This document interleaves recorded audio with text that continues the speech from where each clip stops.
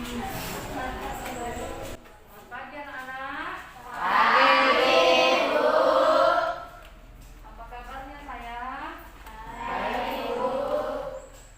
Nah, sebelum kita mulai pelajaran, terlebih dahulu kita buat dulu keyakinan kelas. Nah, jadi keyakinan kelas itu kita buat ke dalam kesepakatan kita, ya. Kita harus sepakat apa yang mau kita buat keyakinan kelas kita. Jadi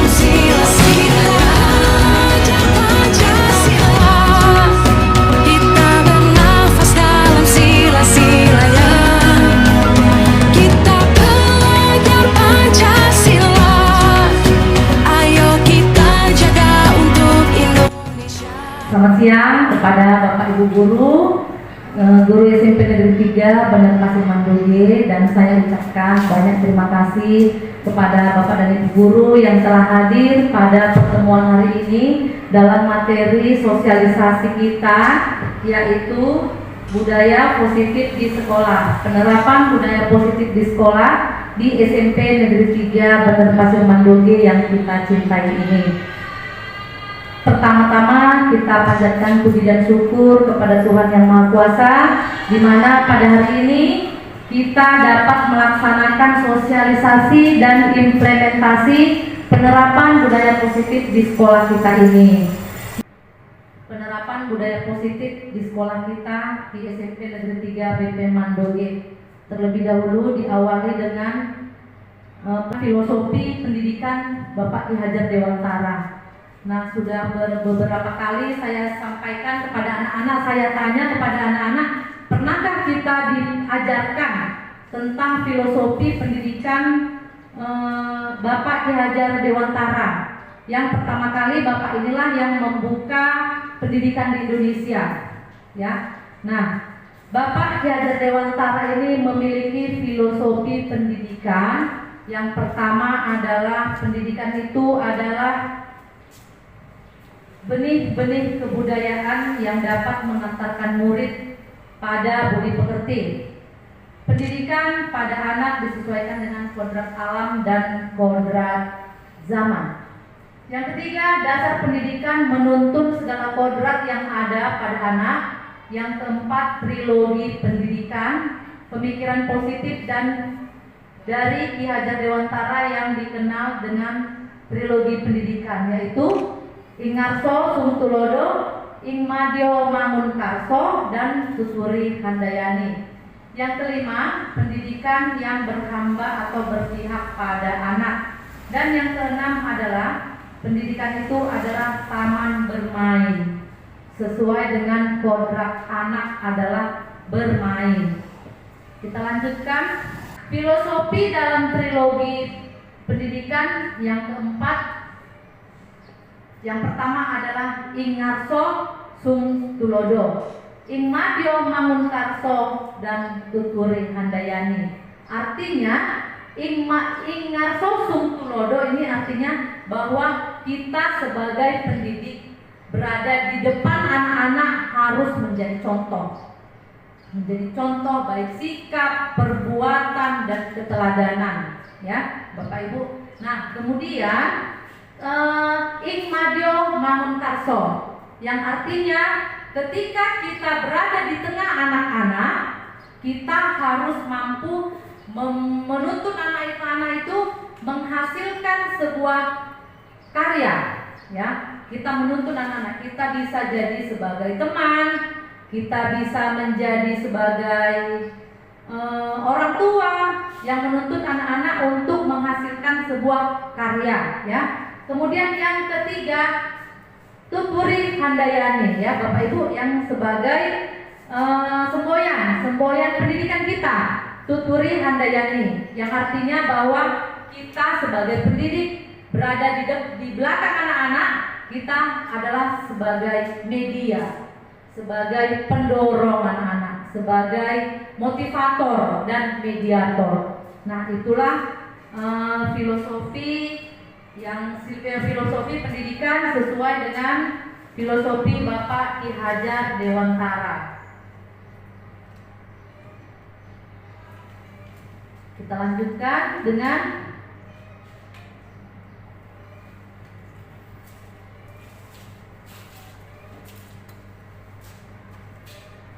sebenarnya banyak hal yang disampaikan ini. Sebenarnya skip aja slide-nya, kita potong-potong aja lah ya kan. Iya. Nah.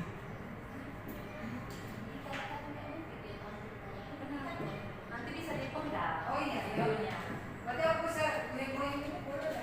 Jangan.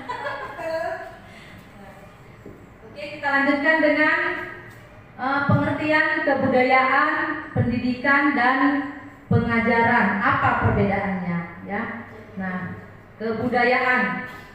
kebudayaan adalah buah budi manusia, lahir dan batin, hasil perjuangan manusia terhadap dua pengaruh yang kuat, yakni alam dan zaman. Kebudayaan memelihara dan memajukan hidup manusia ke arah keadaban. Pemeliharaan kebudayaan harus bermaksud memajukan dan menyesuaikan kebudayaan dengan tiap-tiap pergantian alam dan zaman. Kegiatan memuja-muja kerap kali menyebabkan bekunya kebudayaan. Isolasi kebudayaan menyebabkan kemunduran dan matinya kebudayaan. Kemajuan kebudayaan harus berupa lanjutan langsung dari kebudayaan sendiri menuju ke arah kesatuan kebudayaan dunia dan tetap terus mempunyai sifat kepribadian. Sampaikan bahwa anak-anak didik kita itu ibaratnya seperti kertas putih yang sudah ada tulisan-tulisannya namun masih buram. Nah, tugas kita sebagai pendidik adalah kita akan menebalkan tulisan-tulisan yang ada di kertas putih itu.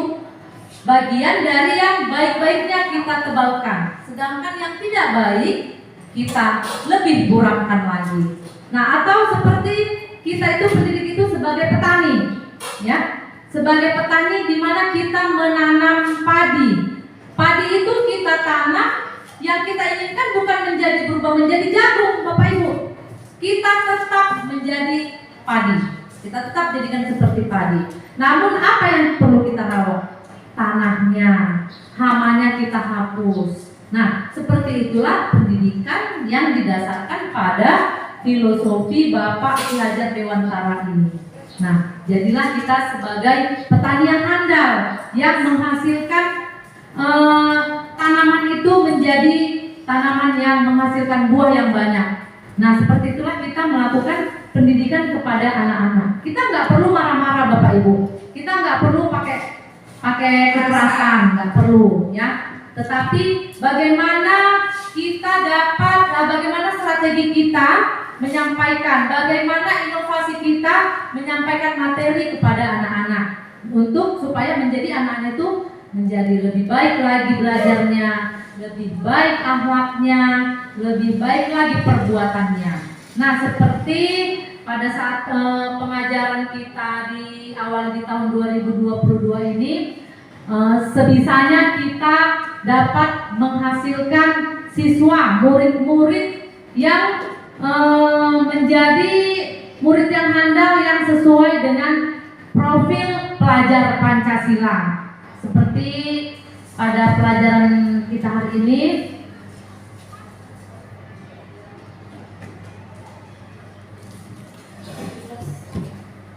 nih profil pelajar Pancasila, ya. Profil pelajar Pancasila, profilnya ada 6. Yang pertama,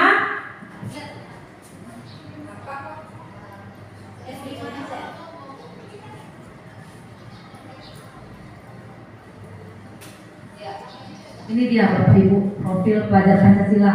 Yang pertama, kita dapat menciptakan siswa yang beriman, bertakwa kepada Tuhan Yang Maha Esa dan berakhlak mulia. Kemudian kita dapat menghasilkan siswa yang berkebinekaan global. Artinya berkebinekaan global ini adalah bahwa kita dapat menghasilkan manusia yang dapat menghargai agama lain, menghormati orang lain, menghargai pendapat orang lain. Nah, kemudian kita dapat menghasilkan siswa yang mandiri, bergotong royong, bernalar kritis, dan kreatif. Itulah tadi profil pelajar Pancasila yang harus kita sampaikan kepada anak didik kita, bagaimana anak kita menjadi seorang pelajar yang berakhlak mulia untuk ke masa panjang. Iya, ke depannya atau masa panjang. Nah, di masa depan, baik dia dari sekarang sampai dia nanti mati. Nah, itulah bahasa sampai dia mati, dia memiliki perbuatan yang berbudi pekerti. Kemudian selanjutnya, ini sekilas saja saya sampaikan untuk pengetahuan kita nilai dan peran guru penggerak. Ya, kita harus mandiri, reflektif, kolaboratif, inovatif, berpihak pada murid, ya, berhamba pada murid. Arti kata berhamba pada murid ini yang sering diartikan salah oleh kawan-kawan kita guru, ya, atau orang-orang di luar guru lah. Ya, yang dimaksud dengan berpihak pada murid atau berhamba pada murid ini artinya bukan kita harus menyembah murid, ya, kita lebih mementingkan murid kita, ya, kita lebih menyayangi murid kita lebih merangkul murid-murid kita, sebagaimana nggak usah diperlukan. Aku kan grogi tuh ada ngomong. Nah, kemudian peran guru penggerak, ya, menjadi pemimpin pembelajar. Yang kedua, menggerakkan komunitas praktisi. Ini artinya kita menggerakkan, kalau kita ikut-ikut MGMP, kemudian dengan organisasi lain kita harus bisa juga menyampaikan tentang peran-peran guru. Kemudian yang ketiga, menjadi coach bagi guru lain. Yang keempat, mendorong kolaborasi antar guru, mewujudkan kepemimpinan pada murid, ya. Itu kita wujudkanlah di sekolah kita ini. Yang ketiga,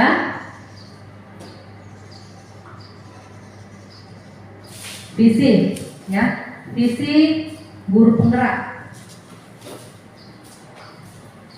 Anak-anak hidup dan tumbuh sesuai kodratnya sendiri. Pendidik hanya dapat merawat dan menuntun tumbuhnya kodrat tersebut, ya. Guru zaman now harus mampu menumbuhkan profil pelajar Pancasila pada murid-muridnya melalui inisiatif perubahan yang positif dan apresiatif. Itulah visi guru penggerak. Nah, kita lanjutkan ke budaya positif di sekolah. Konsep budaya positif yang di dalamnya terdapat konsep perubahan paradigma stimulus, respon dan teori kontrol, 3 teori motivasi perilaku manusia, motivasi internal dan eksternal, keyakinan kelas, hukuman dan penghargaan, 5 kebutuhan dasar manusia, 5 posisi kontrol guru, dan segitiga restitusi.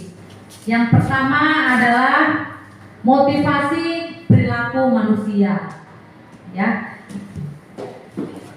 Teori motivasi Abraham Maslow adalah hierarki kebutuhan manusia yang mendasari manusia termotivasi melakukan sesuatu, ya. Yang pertama, kebutuhan fisiologis, ya. Motivasi untuk manusia itu melakukan sesuatu karena apa? Yang pertama, kebutuhan fisiologis. Yang kedua, kebutuhan keamanan. Yang ketiga, kebutuhan sosial. Yang keempat, kebutuhan untuk dihargai. Yang kelima, kebutuhan aktualisasi diri atau self actualization, ya. Itulah kebutuhan manusia yang dapat memotivasi manusia untuk melakukan sesuatu. Kemudian yang kedua,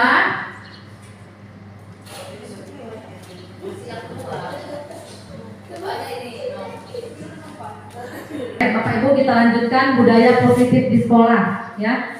Budaya positif di sekolah itu memiliki beberapa konsep. Yang pertama adalah perubahan paradigma, stimulus respon, dan teori kontrol. Bisa kita lihat di sini perubahan paradigma, teori kontrol. Ilusi guru mengontrol murid, ilusi bahwa kritik dan membuat orang merasa bersalah dapat menguatkan karakter, ilusi bahwa semua penguatan positif efektif dan bermanfaat, dan ilusi bahwa orang dewasa memiliki hak untuk memaksa. Kemudian konsep yang kedua adalah 3 teori motivasi perilaku manusia. Yang keempat, motivasi internal dan eksternal. Yang kelima, keyakinan kelas.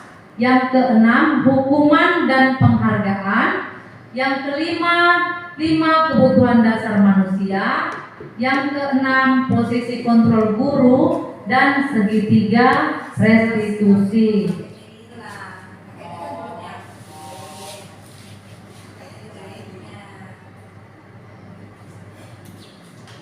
Perubahan paradigma stimulus respon atau teori kontrol. Seperti kita buat dulu sebuah pertanyaan, bisakah kita mengontrol seseorang? Ya, stimulus respon dan teori kontrol. Kita mencoba mengubah orang agar berpandangan sama dengan kita. Sanggupkah kita? Kemudian teori kontrolnya, kita berusaha memahami pandangan orang lain tentang dunia. Yang kedua, perilaku buruk dilihat sebagai suatu kesalahan. Orang lain bisa mengontrol saya bisa mengontrol orang lain. Pemaksaan ada pada saat bujukan gagal. Model berpikir menang atau kalah. Ya, itulah tadi Bapak Ibu perubahan paradigma stimulus kontrol. Ya, respon teori kontrol. Bisakah kita mengontrol seseorang? Mampukah kita mengontrol siswa kita? Nah, seperti itu kita lanjutkan. Makna disiplin.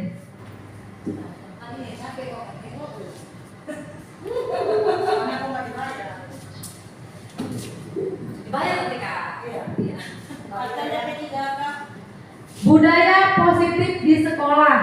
Penerapan budaya positif di sekolah apabila kita dapat menciptakan lingkungan yang positif dengan menciptakan keyakinan kelas dan peraturan kelas.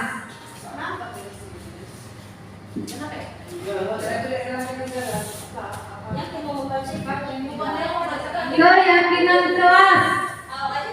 Ya, Bapak Ibu, keyakinan kelas, hukuman dan penghargaan. Mengapa tidak peraturan saja? Mengapa harus keyakinan kelas? Ya. Mengapa kita memiliki peraturan harus menggunakan helm bila mengendarai kendaraan roda 2? Mengapa kita memiliki peraturan 3M? Menggunakan masker, mencuci tangan, dan menjaga jarak 1,5 meter. Mengapa kita memiliki peraturan harus datang tepat waktu pada saat mengikuti pelatihan? Nah, kita lanjutkan dengan keyakinan kelas. Coba kita perhatikan Bapak Ibu di sebelah kiri apa? Kanan kiri kami. Nah, di sebelah kiri Ibu, Bapak adalah sebuah peraturan. Sedangkan di sebelah kanan adalah keyakinan kelas, kesepakatan kelas. Nah, itu contohnya peraturan TK Dharma Wanita Persatuan. Ini peraturan. Kita perhatikan perbedaan peraturan dengan keyakinan. Kalau peraturan datang tepat waktu dan mengucapkan salam, menjaga kebersihan sekolah, berdoa sebelum dan sesudah kegiatan, aktif dalam pembelajaran, dan selalu tertib. Sedangkan di yang B, di sebelah kanan, keyakinan kelas. Kami guru dan murid yang saling menyayangi. Itu keyakinan kelas, itu bukan merupakan peraturan. Itu adalah keyakinan, tetapi dapat dijalankan seperti peraturan. Ya, Bapak Ibu, kami guru dan murid yang saling menyayangi. Kami murid yang semangat belajarnya. Kami murid yang peduli dengan teman-teman. Nah, itu adalah sebuah keyakinan kelas yang dapat dijadikan sebagai peraturan. Ya, Bapak Ibu, kalau kesepakatan kelas yang di sebelah kanan, yang di sebelah kiri yang A, itu adalah peraturan. Ya. Yang sebelah B keyakinan. Itulah perbedaan peraturan dengan keyakinan. Tetapi keyakinan ini dapat kita jadikan atau dapat kita anggap sebagai peraturan. Namun bila kita perbandingkan apakah mana yang lebih memaksa? Ya Bapak Ibu, mana yang lebih memaksa kepada anak-anak? Kalau peraturan mungkin anak-anak itu terasa tertekan. Kalau keyakinan, ya biasa aja kita lakukan seperti apa adanya, kan begitu. Jadi anak-anak tidak akan tertekan dengan kesepakatan kelas tadi. Kemudian yang kedua, dilarang mengganggu orang lain. Maka keyakinan kelasnya adalah harus saling menghormati, ya, menghormati orang lain dan diri sendiri. Kemudian hadir di sekolah 15 menit sebelum pembelajaran dimulai. Ya, keyakinan kelasnya adalah menghormati orang lain, komitmen pada tujuan, ya, memiliki komitmen, berkomitmen. Nah, kemudian dilarang melakukan kekerasan, ya. Keyakinan kelasnya adalah keselamatan dan menghormati orang lain. Dilarang menggunakan narkoba. Maka keyakinan kelasnya adalah kesehatan. Dilarang atau bergantian atau menunggu giliran. Menghormati orang lain. Keyakinan kelasnya dan kesabaran. Gunakan masker. Keyakinan kelasnya adalah kesehatan dan keselamatan. Jangan berlari-lari di kelas atau di koridor. Keyakinan kelasnya adalah keselamatan dan keamanan. Jadi dari beberapa peraturan dapat kita ciptakan beberapa keyakinan. Beberapa 10 peraturan dapat menghasilkan 5 keyakinan. Jadi nggak banyak-banyak kita buat peraturan. Dari keyakinan-keyakinan ini sudah terdapat beberapa peraturan. Kita lanjutkan. Konsep selanjutnya adalah motivasi internal dan eksternal, hukuman kelas, keyakinan kelas,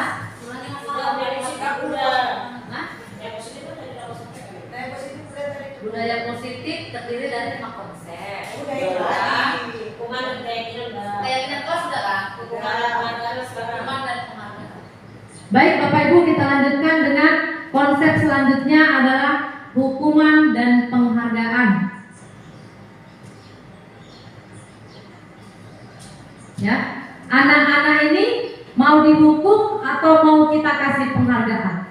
Ya, di zaman sekarang ini kita tidak boleh menghukum, ya Bapak Ibu, tidak boleh kita buat hukuman-hukuman fisik. Nah, jadi kalau boleh kita hukuman itu dalam bentuk penghargaan, ya. Ini kita gunakan akan berlaku pengaruhnya jangka pendek dan jangka panjang.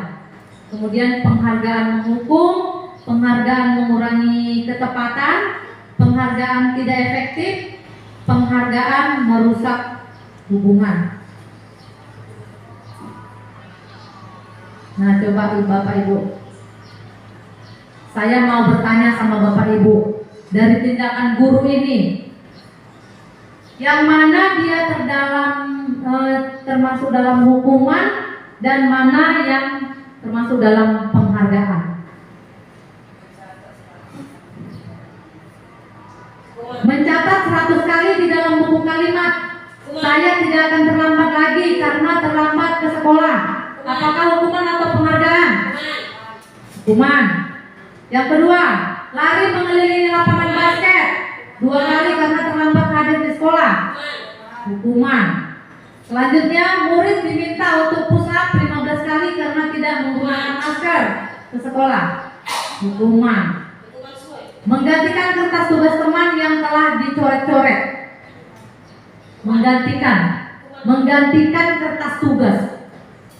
Hukuman atau penghargaan yang boleh kita berikan? Iya. Membersihkan tumpahan air di meja tulis karena tersenggol pada saat belajar. Meminta murid tidak mengenakan sepatu seharian di sekolah karena tidak mengenakan sepatu hitam. Lari mengelilingi lapangan basket 2 kali karena terlambat 10 menit untuk pelajaran PJOK. Baik Bapak Ibu, hukuman atau konsekuensi? Pertanyaannya hukuman atau konsekuensi? Konsekuensi. Hukuman atau perbuatan? Ada dua. Konsekuensi. Oh, Iya, kok bisa ditanya? Oh, salah ya, salah. Hukuman atau apa? Kita lagi ya. Penghargaan. Iya, hukuman atau Tadi bilang penghargaan ya. Tapi bilang Salah. hukuman semua jadinya. Oke, baik Bapak Ibu, kita perhatikan tindakan guru yang terjadi di sekolah Hukuman. terdiri dari beberapa contoh. Apakah dia termasuk dalam hukuman atau konsekuensi atau kesepakatan? Kesepakatan kelas tadi seperti di atas kan? Hukuman atau konsekuensi? Yang pertama, mencatat 100 kali di dalam buku kalimat saya tidak akan terlambat lagi karena terlambat ke sekolah. Konsekuensi itu jangan buat lagi dia. Apa ini kawan-kawan? Kalau 100 kali itu ya udah hukuman lah itu. Udah 100 kali ya, udah kebanyakan. Banyak. Oke. Lari mengelilingi lapangan basket 2 kali karena terlambat hadir di sekolah. Hukuman juga nih. Hukuman. Murid diminta untuk push up 15 kali karena tidak menggunakan masker ke sekolah. Hukuman. Menggantikan kertas tugas teman yang telah dicoret-coret. Konsekuensi. Konsekuensi. Membersihkan tumpahan air di meja tulis karena tersenggol pada saat belajar. Konsekuensi. Konsekuensi. Meminta murid tidak mengenakan sepatu seharian di sekolah karena tidak mengenakan sepatu hitam. Hukuman. Lari mengelilingi lapangan basket 2 kali karena terlambat 10 menit untuk pelajaran PJOK. Baik Bapak Ibu, dapat kita lihat apakah dia hukuman atau konsekuensi. Yang pertama tadi hukuman, yang kedua hukuman, yang keempat hukuman, ya. Yang ketiga hukuman, yang keempat konsekuensi, yang kelima konsekuensi, yang keenam hukuman, dan yang ketujuh konsekuensi. Lari mengelilingi lapangan basket 2 kali karena terlambat. 2 kali lapangan basket itu kan tidak luas kawan-kawan. Kan dia di sini. Yang pertama tadi itu 100 kali. Itu 100 kali udah menyakiti fisik, si anak. Yang nomor 2, lapangan basket tidak luas, hanya mengelilingi 2 kali saja. Namanya hukuman. Apa bedanya? Lari mengelilingi lapangan basket 2 kali karena terlambat, tidak hadir.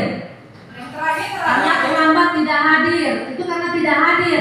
Yang di bawah hanya 10 menit terlambatnya.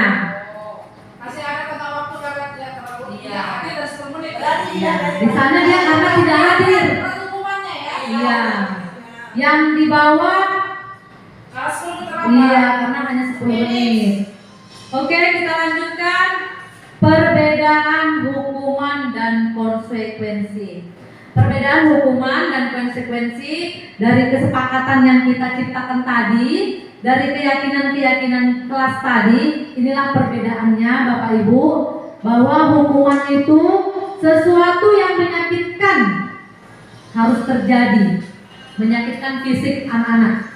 Kemudian membuat anak sakit fisik, ya, sakit fisik maupun hatinya untuk jangka waktu lama. Ya. Yang ketiga, anak membenci kedisiplinan. 4, paksaan. 5, mendorong anak menyakiti diri sendiri. 6, konsep diri yang buruk. Anak belajar untuk menyembunyikan kesalahan, marah, rasa bersalah, dipermalukan, merasa tak dihargai. Itu adalah hukuman. Sedangkan konsekuensi adalah sesuatu yang harus terjadi. Ya. Kemudian membuat anak merasa tidak nyaman dalam jangka waktu pendek, hanya jangka waktu pendek saja.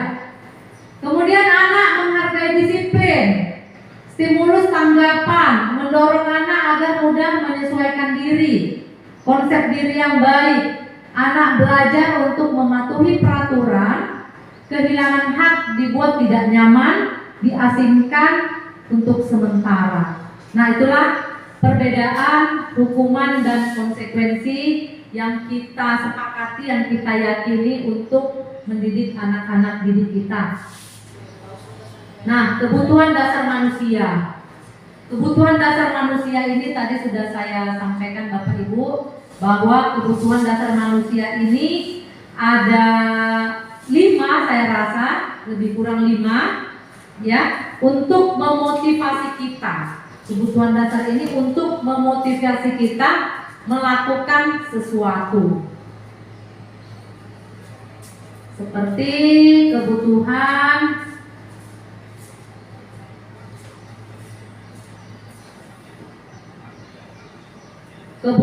fisiologis, kebutuhan keamanan, kebutuhan sosial, dan kebutuhan untuk dihargai, dan kebutuhan aktualisasi diri. Itulah 5 kebutuhan dasar manusia menurut Abraham Maslow, di mana kebutuhan ini adalah motivasi kepada manusia untuk melakukan sesuatu.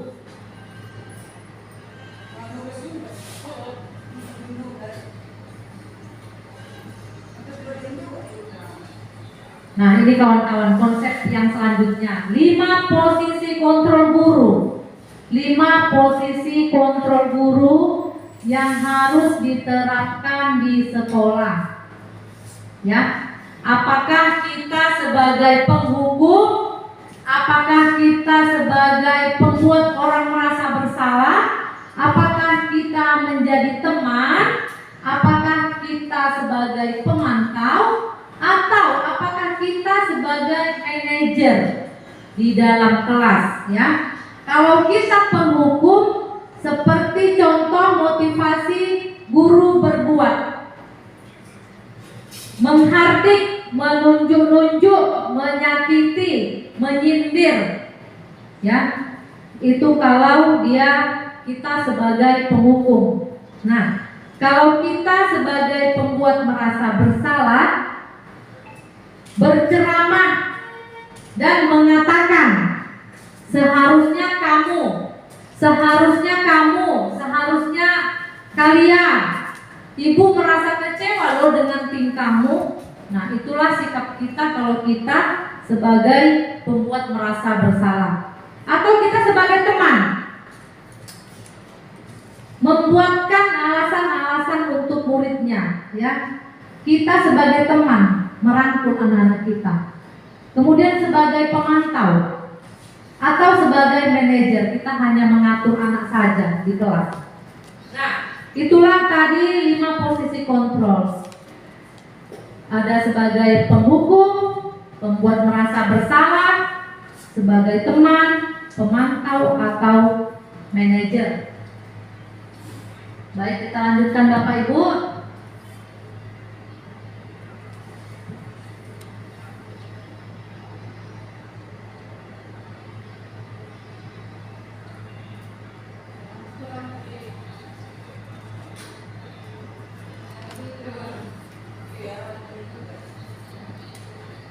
Nah, kita lanjutkan. Konsep selanjutnya adalah restitusi.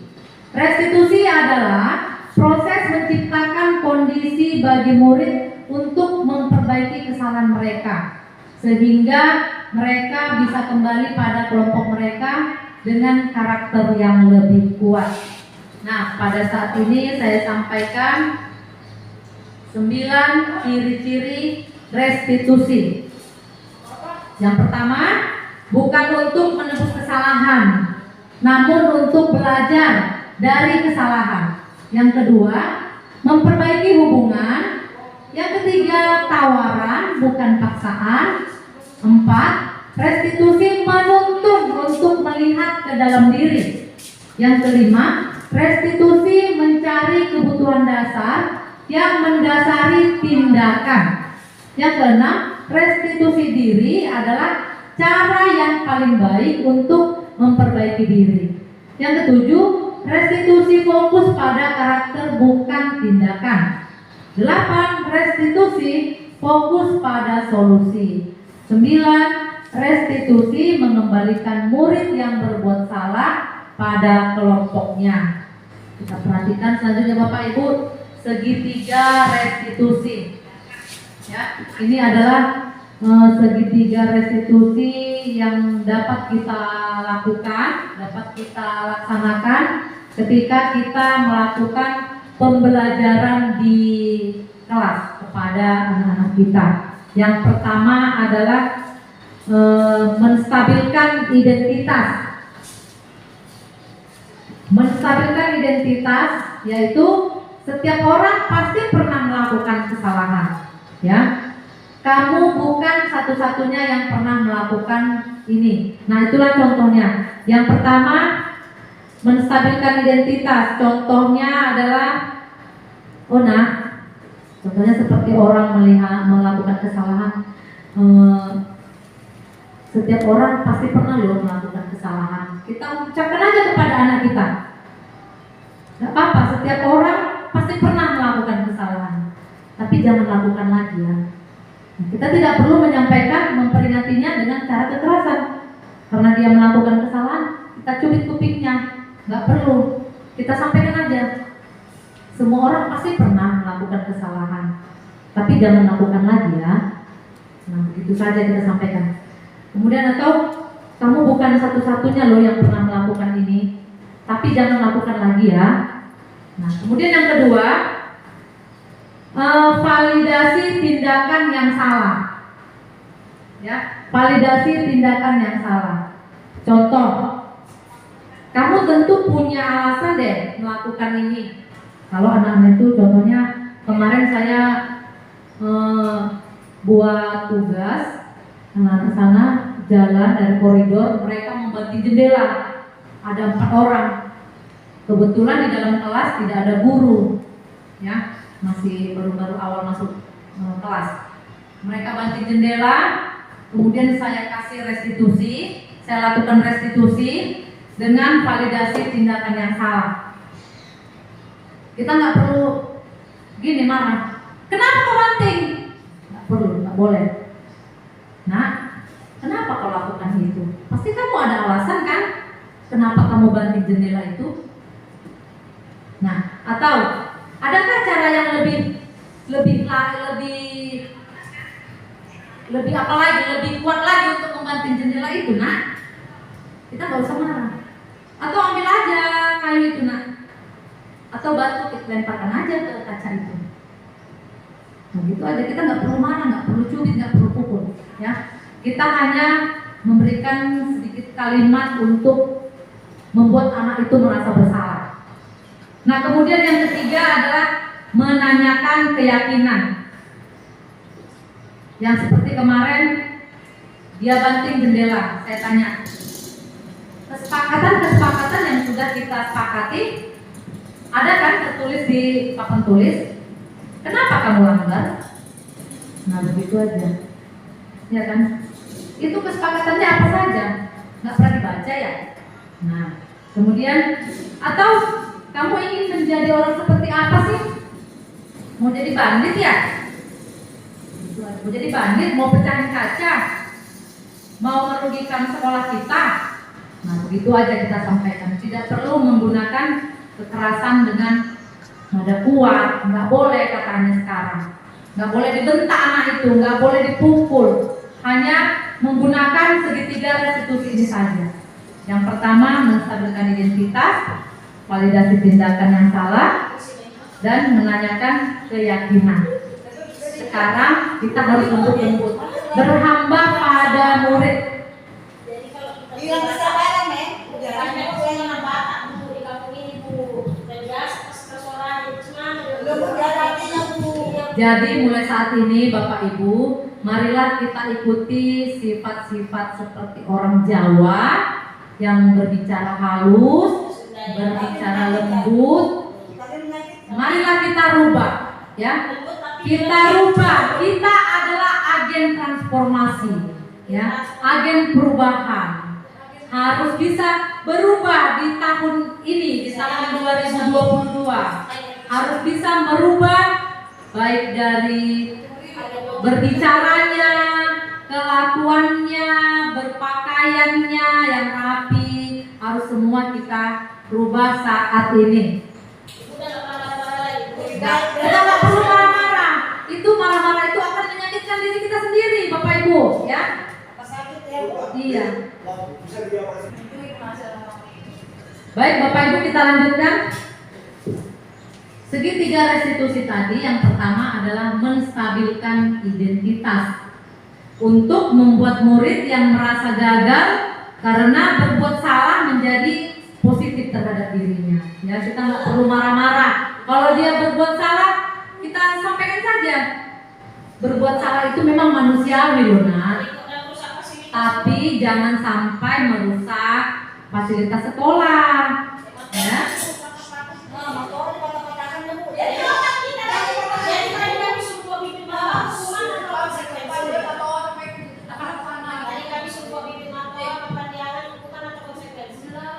Bawa bibit itu konsekuensi, ya bukan hukuman itu masih termasuk ke dalam konsekuensi.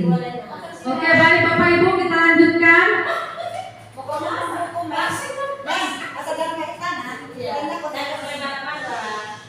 Bapak Ibu mulai dari sekarang nggak boleh marah-marah ya Bapak Ibu. Kita harus berpihak pada murid, kepemimpinan berpihak pada murid. Yang kedua, validasi tindakan.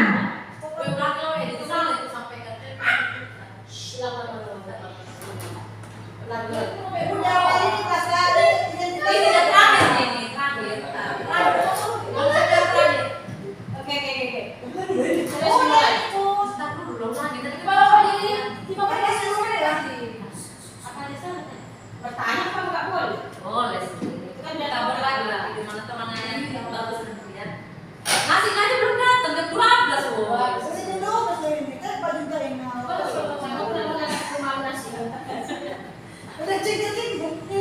Baik Bapak Ibu, kita lanjutkan. Konsep selanjutnya adalah segitiga restitusi, ya.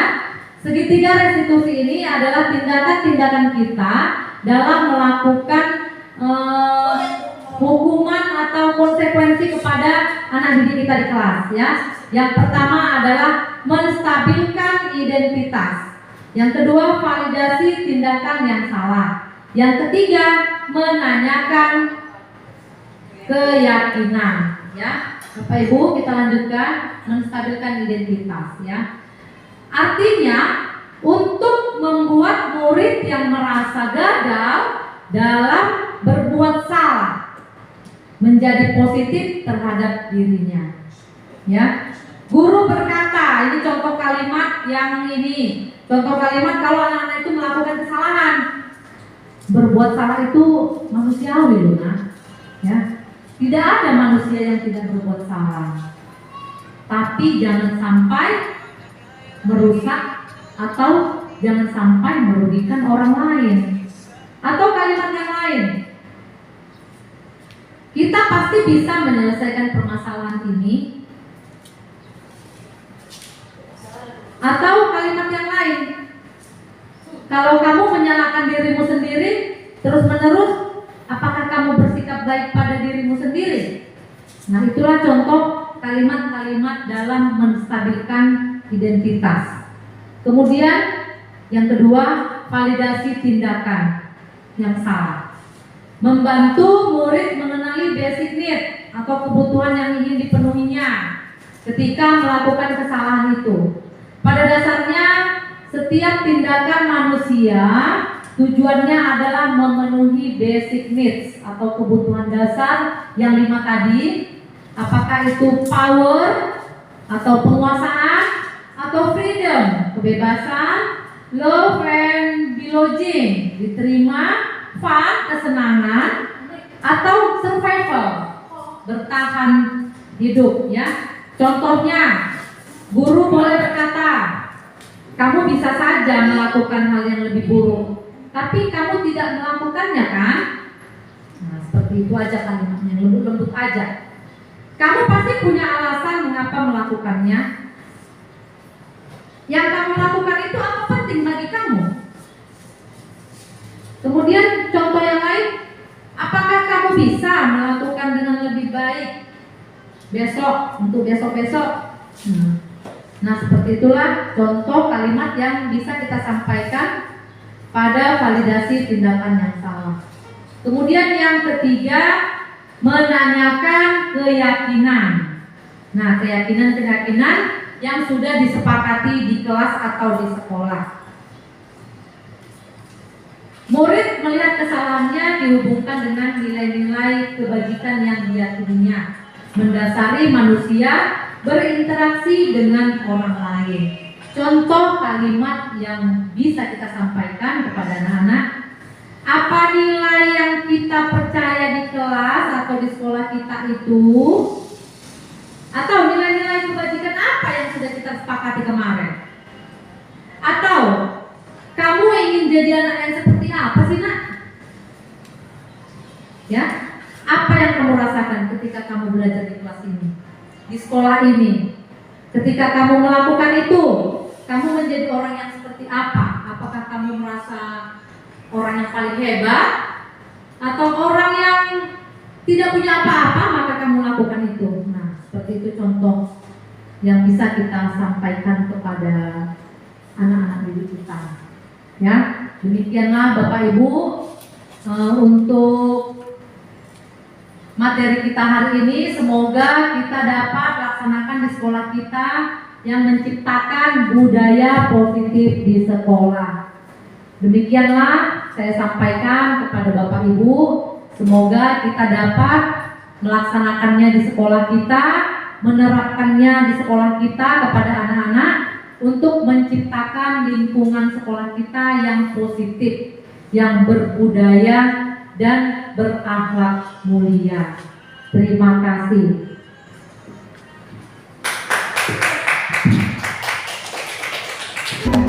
Bangun dan bukalah matamu, saatnya meraih mimpimu.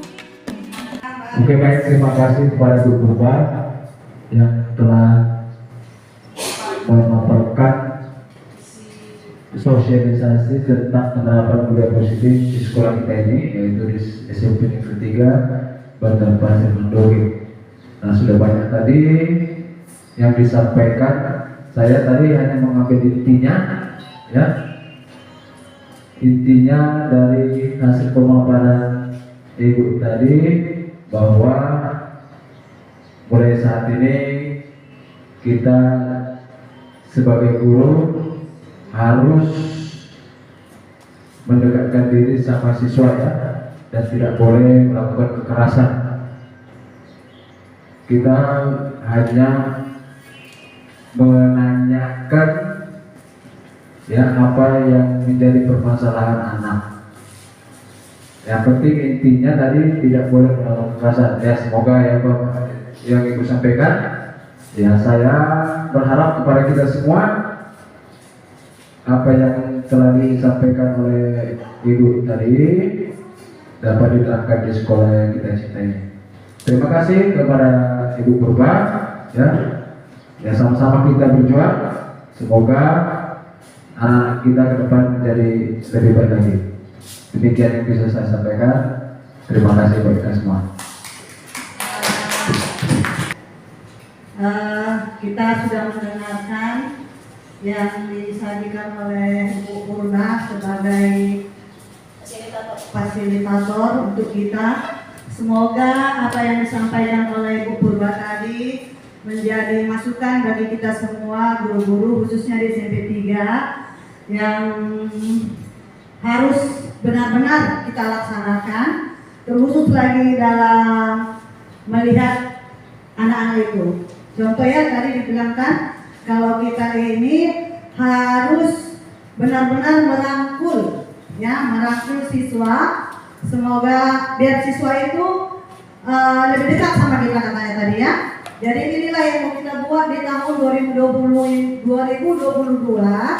dengan tadinya yang dibicarakan oleh Ibu tadi, ya, Ibu Purba, yang kita harus menerapkan budaya positif di sekolah. Semoga apa yang dikatakan Ibu ini tadi bisa kita jalankan, kita buat di sekolah kita ini sebetul-betulnya atau sedemikian-sedemikiannya, agar siswa kita pun bisa berubah. Ya Bu, kalau dipikirkan Bu, Begitulah lamanya kami mendidik atau mengarahkan siswa ini. Tambah lembut kami Bu mendidik siswa ini, tambah tidak ada kedisiplinan anak ini. Artinya tidak ada hormatnya lagi buat kami. Tapi semoga dengan adanya tadi bimbingan atau arahan dari Ibu Purba bisa kami terapkan. Demikian. Demikian Ibu yang bisa kami sampaikan. Terima kasih banyak kami untuk Ibu Purba. Nanti Ibu di perjalanan semoga sehat-sehat tujuan Ibunya. Demikian. Selamat siang semuanya. Tadi kami baru aja melakukan seminar bersama Bu Purba, salah satu guru penggerak di sekolah kami. Jadi banyak hal-hal positif yang udah bisa kami dapatkan karena berhubungan juga dengan salam sehat dan bahagia buat kita semua.